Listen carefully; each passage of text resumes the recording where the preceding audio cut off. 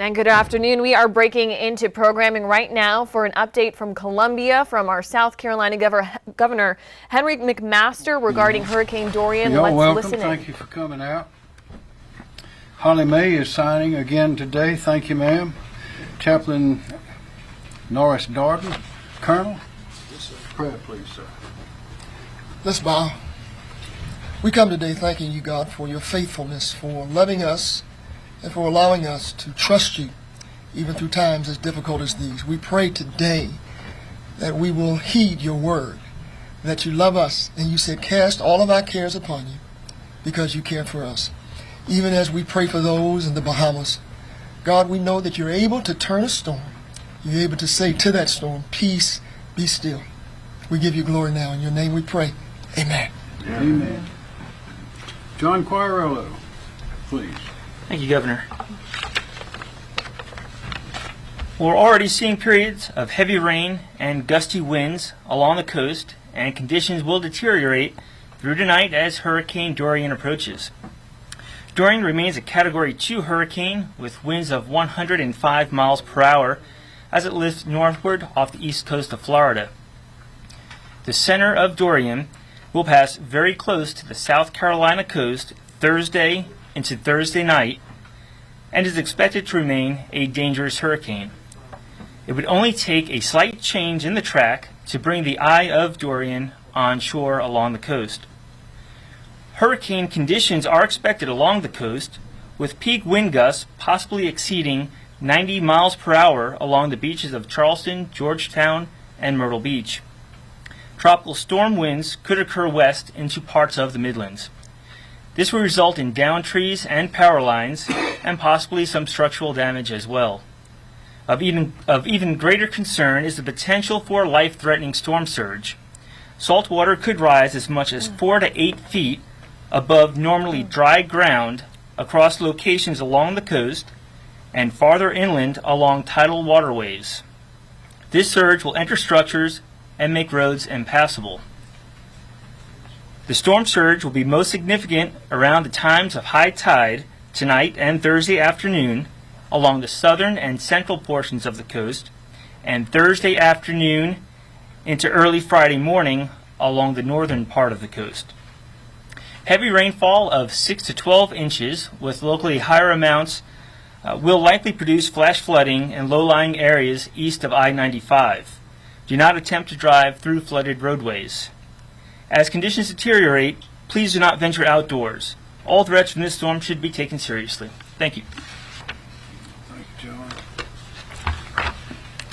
Well, we thought it was coming, and here it is. This hurricane parked for about a day and a half down in the Bahamas, and it's getting here a little weaker than it could have, but it's gotten here. So it's now a Category 2 hurricane, as John Quirello said. Category 2 is 96 to 109 miles an hour, and right now it has sustained winds of 105 miles an hour. So that's a lot of wind, and you can see from the forecast there, the red area around Charleston, Hilton Head, right along the coast there, those are hurricane. Anything over 74 miles an hour is considered hurricane winds. So the fact that the eye of the hurricane, the center of the hurricane, is not inland doesn't mean much, because right off the edge of the center is where we're going to be, unless something changes. Now it could change and come more to the west, inland, which would be even worse, or it could turn and go out to sea, which we're hoping it'll do. But we've been hoping that the whole time, and it hadn't happened yet. So we have to be prepared. Again, if it shifts to the east, that would be great. But right now, we expect it to hit Beaufort, down around Hilton Head in Beaufort County, about 6 to 8 o'clock tomorrow morning, something like that, give or take, unless it changes. And then it'll just work its way on up the coast through Charleston, Georgetown, Myrtle Beach, and on into North Carolina. So our message today is, if you are still in an evacuation zone, you still have time to get out, but time to get out is running out. because once the wind speeds get up to about 40 or 45 miles an hour, the emergency crews will not be able to come in and get you. They will be pulling out today. They were already starting to reverse the lanes back to where they were before, because we have to get all that equipment, the cones and barricades out in order to be safe. In fact, I-26, we had that reversed, as you know, going from Charleston to Columbia, had the whole highway open for Columbia bound and beyond bound traffic, westbound, and we decided to keep that open based on conditions and based on the high traffic flow. We decided earlier today to leave that open, not to close that at noon, but to leave it open till 2 o'clock, and there were a lot of people taking advantage of that. But that's now being closed, and no one can get on that other side to come to Columbia now. But the regular side, the westbound side towards Columbia, of course, is wide open, and there'll be officers there. All the regular equipment will be there. The officers on the other highways leading away from the coast, and we urge everybody to drive safely. And if you have not left, you still have time, but time is running out.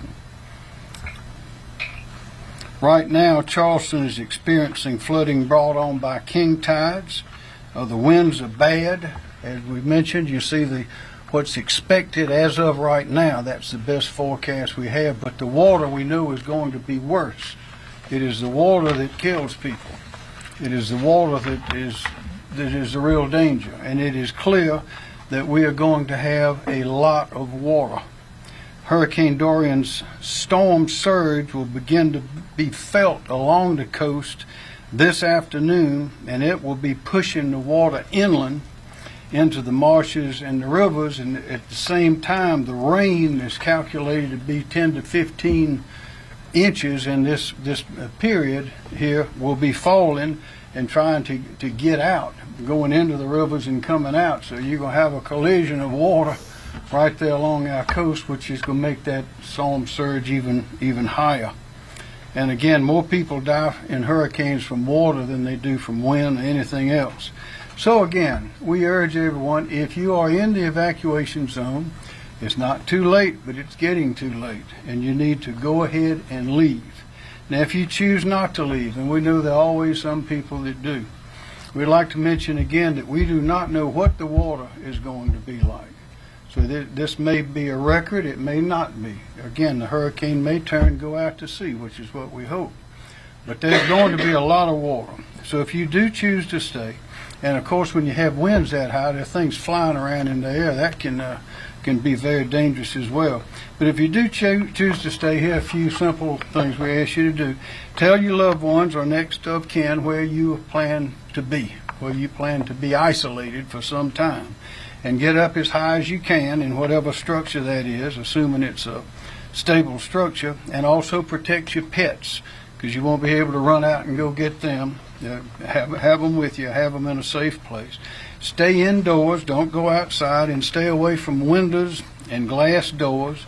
Chances are they'll be broken, if not by the surge, by some flying debris of some kind. Or take refuge, if you can, in a small interior room, a closet, a hallway, something that does not have windows, because windows are liable to shatter and glass is very dangerous.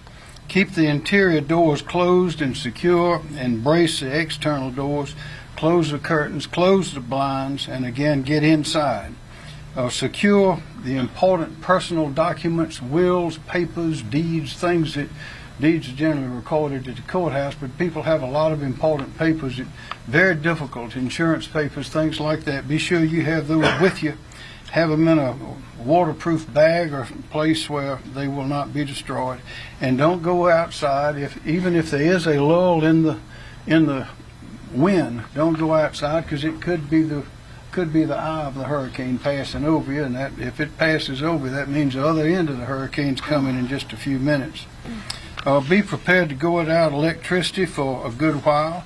If you have a generator, keep it outside. Don't put it inside with you. Point the exhaust away from the house. If you have it turned on, people get killed from that. Also, use flashlights and batteries. Don't use candles, or you liable to catch something on fire. And plan to be stuck there for a while. As I say, it will be dangerous for the emergency personnel to come in after the wind gets up to about 45 miles an hour until it goes down. Once the hurricane and the winds pass, they won't be able to come back in. And whatever you do, don't attempt to swim or wade through standing water. You don't know what's in it. You don't know what's floating in it. You don't know what's under it. And don't drive in it, of course, because the road might be gone, and we've had tragedies like that. Finally, on school and state government closings, we're continuing just like we've been doing for Tuesday and today. Tomorrow, the schools and state government offices will remain closed, those that have been closed. That is tomorrow, September the 5th, in the following counties.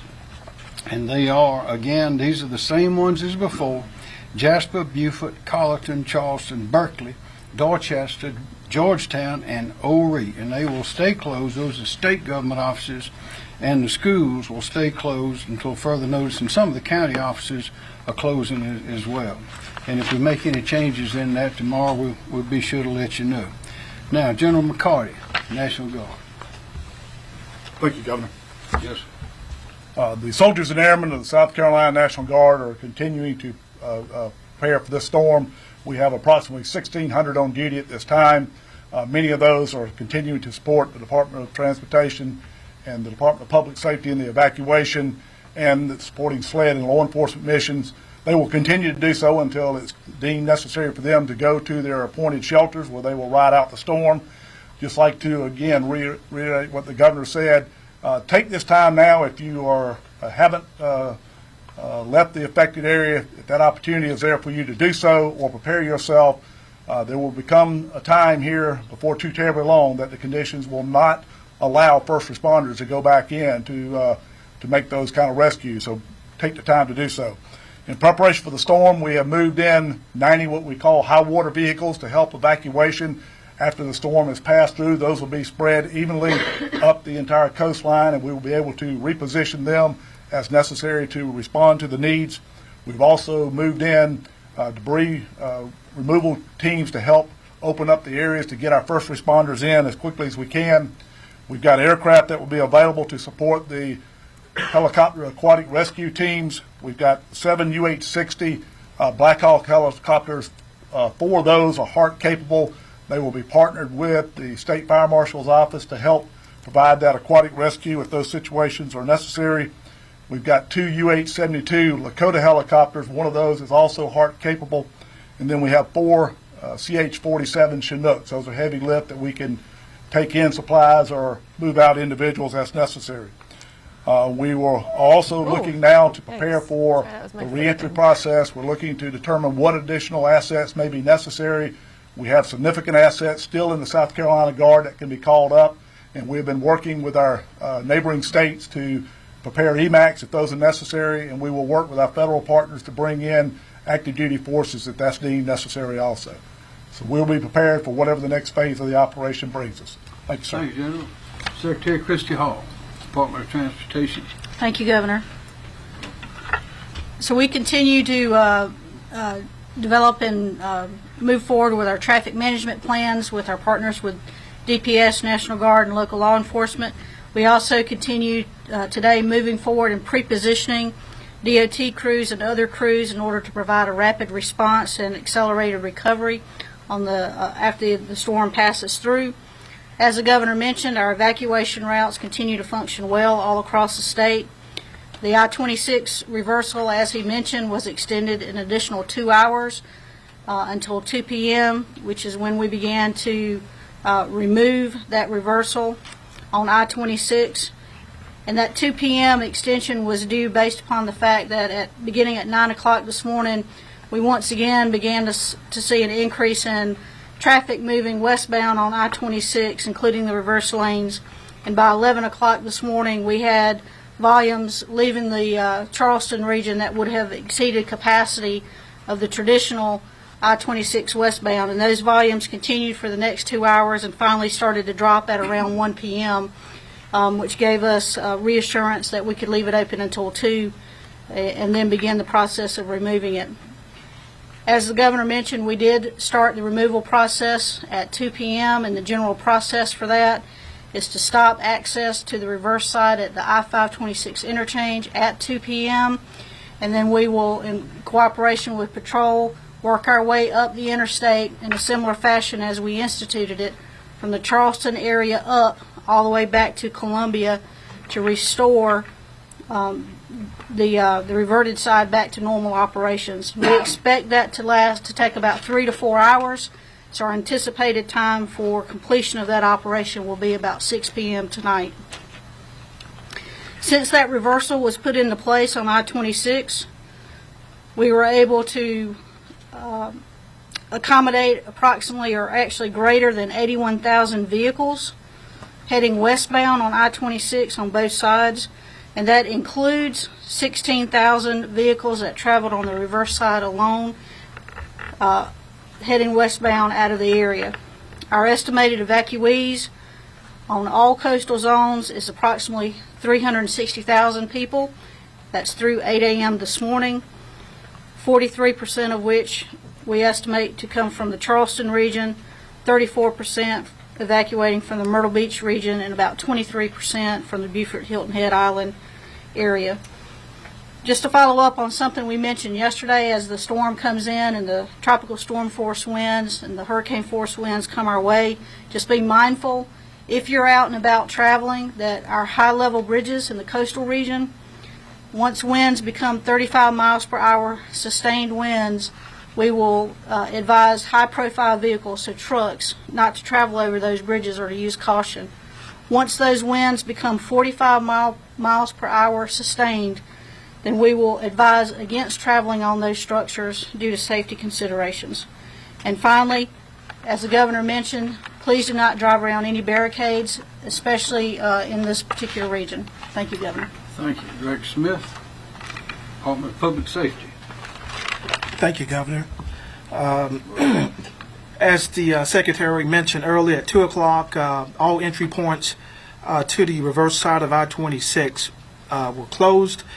So if motorists were already on the reverse side of I-26 from the Charleston area, they can continue to travel to the Columbia area. And as stated earlier, this will allow us to begin the process of returning the eastbound lanes of I-26 back to their normal traffic flow. This process, again, will take about 3 to 4 hours, and at that time, the eastbound lanes of I-26 will resume. We are also making preparations to assist SLED and ESF 13 regarding any law enforcement and security missions for a post-storm response. We are also working and making preparations to assist DOT with any road closures or diversion routes as a result of any flooding, and this again will be a post-storm response. And I would like to end on the phrase turn around, don't drown cannot be more important than now. We heard the governor mention earlier about standing water. Please do not drive through standing water, because as the governor said, we don't know what's under the standing water. It could be down power lines, it could be tree branches, debris, and it could be that the roadway is washed out. So please do not drive in standing water. Thank you, Governor. Thank you. Chief Keel, SLED. Good afternoon. As yesterday, we have 525 state law enforcement and South Carolina National Guard MPs that are in the three conglomerates from Beaufort to Horry County. As those lane reversals are ending, as you've heard today, those officers have already began patrols in those evacuated areas. We will continue to beef up those forces in those areas, as Director Smith said, with additional highway patrolmen and officers from the Department of Public Safety. As I've said each day, we will not tolerate any lawlessness in these areas. It is important that people can leave their homes, evacuate for their personal safety, and return to their homes in the same condition that they left them, hopefully. And so I just want to remind everyone that those individuals out there who may feel like they want to try and take advantage of this situation, again, we will be on the lookout for you. State and local law enforcement will arrest you, and you will go to jail. Thank you. Director Toomey, Department of Health and Environmental Control. Thank you, Governor. We remain in contact with the 174 healthcare facilities that were impacted by the mandatory medical evacuation order. Our EMS team has been assisting these facilities in safely evacuating their patients and residents ahead of the storm. Our dam safety team completed pre-storm dam assessments yesterday. No issues were observed.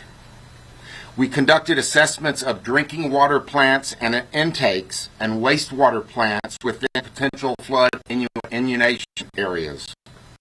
We also contacted the 84 community drinking water systems and 76 wastewater treatment facilities located along the coast. At this time, there are no concerns with preparedness or operational status of any of those facilities. Yesterday, we closed the summer shellfish harvesting along the coast. 9 companies, harvesters, had permits during that period of time. This is a minimum 21-day closure. Our Caroline 1-855-4SC DHEC or 1-855-472-3432 is open to answer questions from our patients and women, infant, and children clients. Governor, thank you. Thank you. Michael Leach, Department of Social Services. Thank you, Governor. Good afternoon. Following DSS mission to provide for the safety and well-being of children, youth, and vulnerable adults, DSS teams have been working around the clock to contact every licensed foster home, group home, child care centers, and individuals and adult protective services in the evacuation zones to ensure our vulnerable populations are not in harm's way. We want to thank the dedicated DSS staff, Red Cross volunteers, and other volunteer organizations currently engaged in all mission-critical aspects of sheltering in the affected areas. South Carolina currently has 22 shelters open across the state. 18 are general population shelters and 4 medical needs shelters. Of these shelters, 16 are utilizing school buildings. As of 1:30, we have a total population of 1,175 in our shelters. This number includes 1,147 general population clients and 28 medical needs clients. South Carolina currently has 31 shelters on standby across the state. 12 are general population shelters and 19 are medical needs shelters, many open this afternoon. Our current total capacity is 12,849, and we are at 9% of that capacity. The Red Cross and National Guard are actively working to transport cots to shelters now. We are tracking these efforts. We are in constant communication with shelter staff about their continuing needs for cots and working to facilitate distribution. We recommend evacuees bring blankets, sleeping bags, and pillows, medications, and any special foods if you are on a restricted diet. We have partners supplying food and water at all operating shelters. Shelter information can be found at scemd.org. You may also contact the Public Information Phone System line at 866-246-0133. Shelter staff are available to assist with coordinating accommodations and support for persons with functional and access needs via our partnership with Able SC. Some shelters are pet friendly, specifically in counties in Colleton, Berkeley, Dorchester, and Charleston, but staff at all shelters will be prepared to assist evacuees in identifying local resources to care for pets. Because DSS county offices located in the evacuation zones are closed, we ask the patience of our citizens who experience longer wait times when calling about benefits. DSS Early Care and Education activated their emergency hotline over the weekend for child care facilities to report damage, report closures, and requests to expand capacity to care for children from facilities affected by the evacuation. Thank you. Thank you very much. Emily Farr, Department of Labor Licensing and Regulation. Thank you.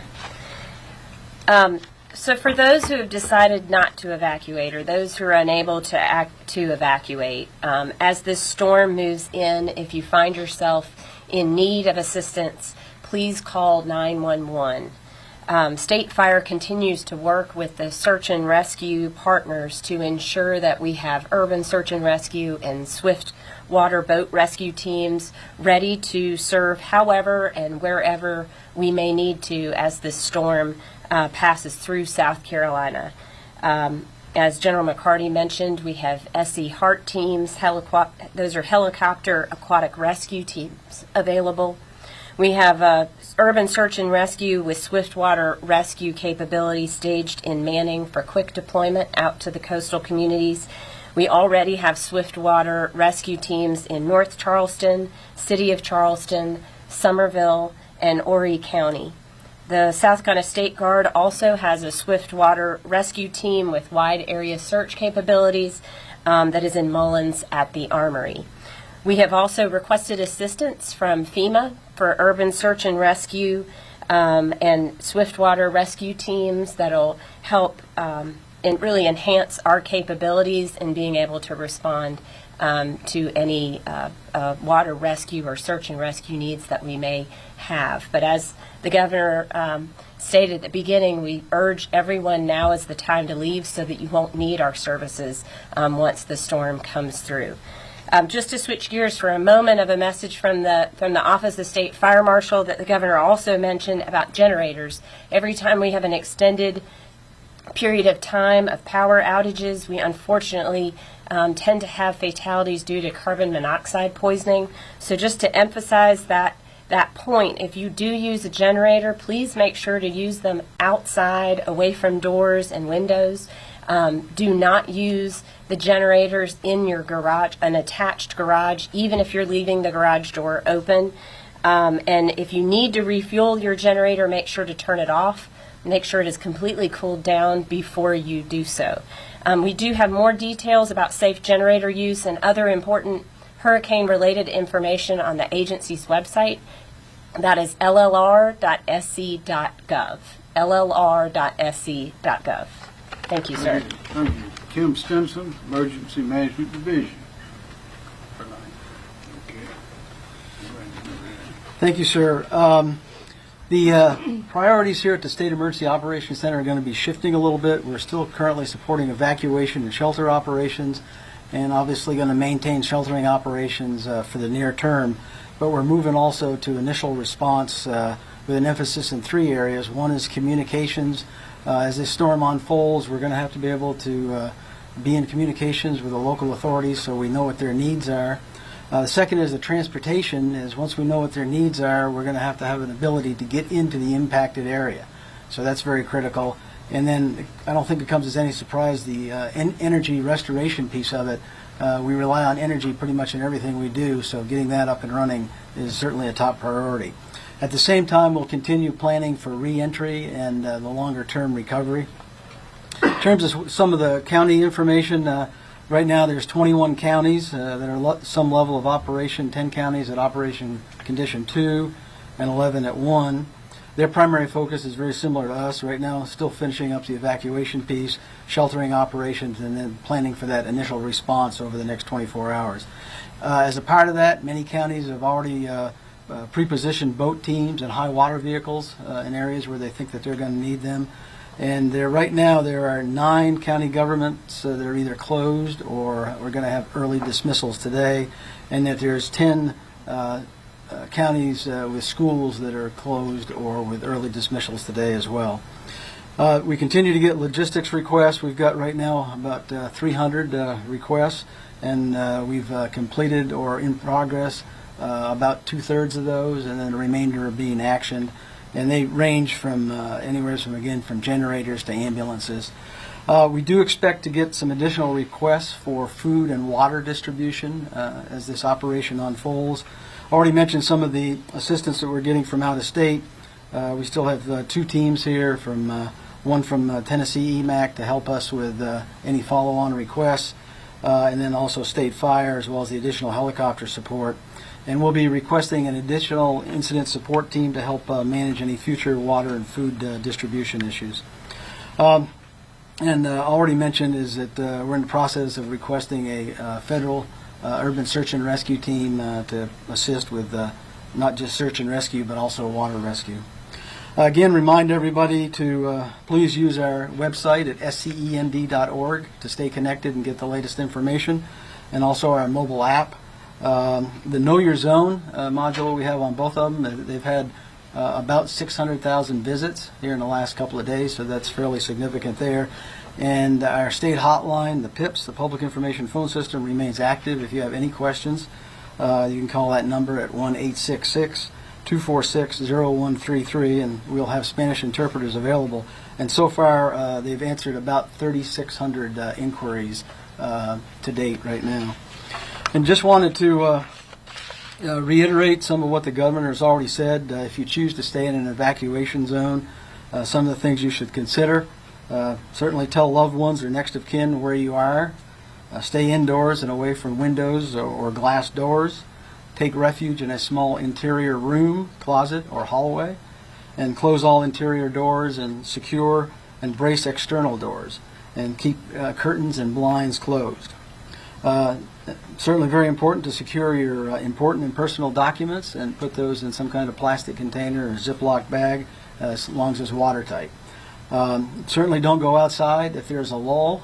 As the eye of the hurricane goes over, you're going to have, the storm will pick up again, and so it's important to stay inside and stay safe.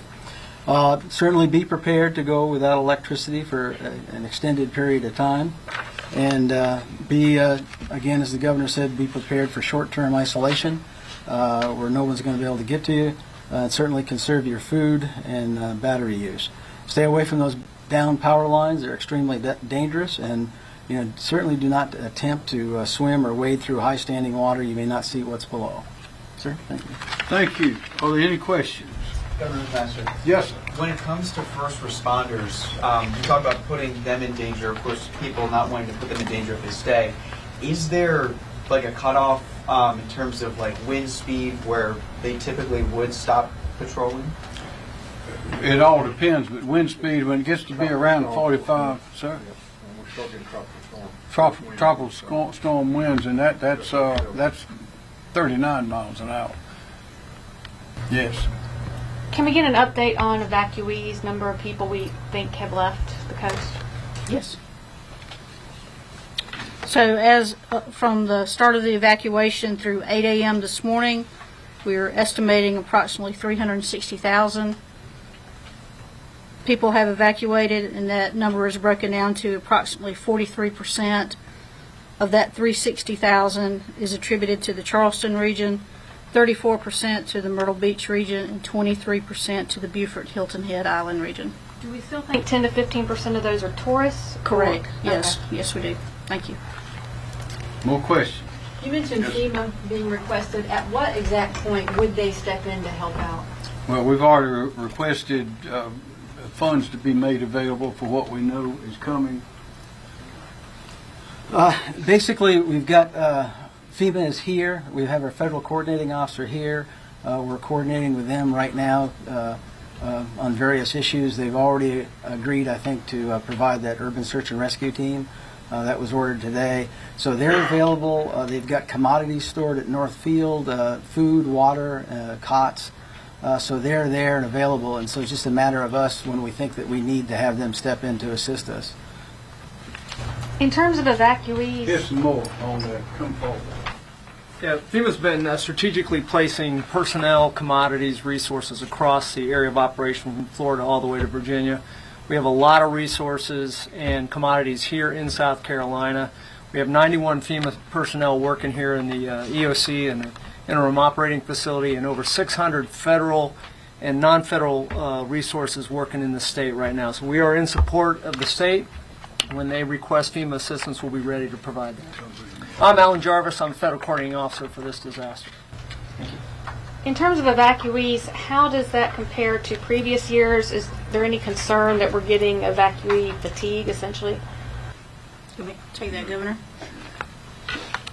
So the numbers are very comparable to previous, the last time we had the evacuation last year. Very, very similar numbers with regards to the total number at this point in the evacuation order. I've seen people tweet in response to the end of the lane reversal. Does this mean that they can travel to Charleston? Obviously, that's not what you guys want motorists to do, even though that's been lifted. Correct. We're still under an evacuation order, so obviously we don't want people traveling into the area of concern into the storm. And as Director Smith mentioned, at about 6 p.m. tonight is when we expect the eastbound direction to be restored, ready to receive traffic. However, we still advise against travel at this point in time. That would open it up for emergency vehicles to the extent that they can get there and the conditions are not too dangerous for them to do that. Governor, Yes. the latest numbers of evacuees, do you feel like that's enough people? We want everyone to leave. There's some that can't leave or don't want to leave for various reasons. We urge people to be safe, rather be safe than sorry. The rates, they fluctuate. This is about, as Secretary Hall said, about the same as it was last year.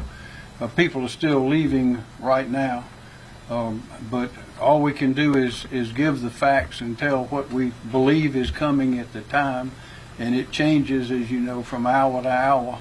But there's no doubt about it, we're going to experience hurricane winds, at least in gusts. If the hurricane turns a little bit inward, it'll be worse. If it turns outward, it'll be better. We're hoping it turns outward, but we're praying that it'll turn outward, but it looks like it's going to be upon us. So we urge everyone, and remember, it's not just the wind, it's the water. And if you're in that coastal area, that water can be treacherous, even worse than the wind. Secretary Hall, I know at this point you talk about the crews being in place if you need to kind of set some things up. Is there any thought at this point just that there may need to be some sort of an aqua barrier system or is it just still monitoring the situation? At this point in time, we don't see an area that we would need to deploy a device like that. Again, it's a different situation we're dealing with this storm. It's not floodwaters coming downstream in a river. It's basically storm surge coming up from the coast, and devices like that do not operate and function well under that type of condition. So, we're, as the governor mentioned, we're hopeful that the storm either stays far enough away to minimize the storm surge impacts, or as it comes through, that storm surge comes in and gets out quickly. And then, of course, our goal at the DOT is to pre-position ourselves so that as soon as it is safe for us to do so, we will immediately get into those areas with our partners with National Guard, local fire departments, DPS, and others to make sure the roads are cleared of any downed trees, make any temporary emergency repairs we need to in order to maintain access or restore access. So we feel very comfortable that we've got enough crews pre-positioned and ready to move in for an immediate response and recovery. I've gotten a specific question on the Ravenel Bridge. What's the status of that? Ravenel is open. The Ravenel will remain open until the winds become 45 miles per hour or greater sustained, and then that will be a decision made on the ground with our local law enforcement partners. The bridge is safe, even with the projected wind forecast that John Q mentioned earlier. We feel very comfortable that bridge is designed to sustain well more than those types of winds, so we have no concerns over the Ravenel. We do have concerns about people still out and about traveling under these conditions, and so our concern is more for the people, not necessarily any concerns about the integrity of that bridge, because we have confidence in that structure. Further questions? Thank you very much.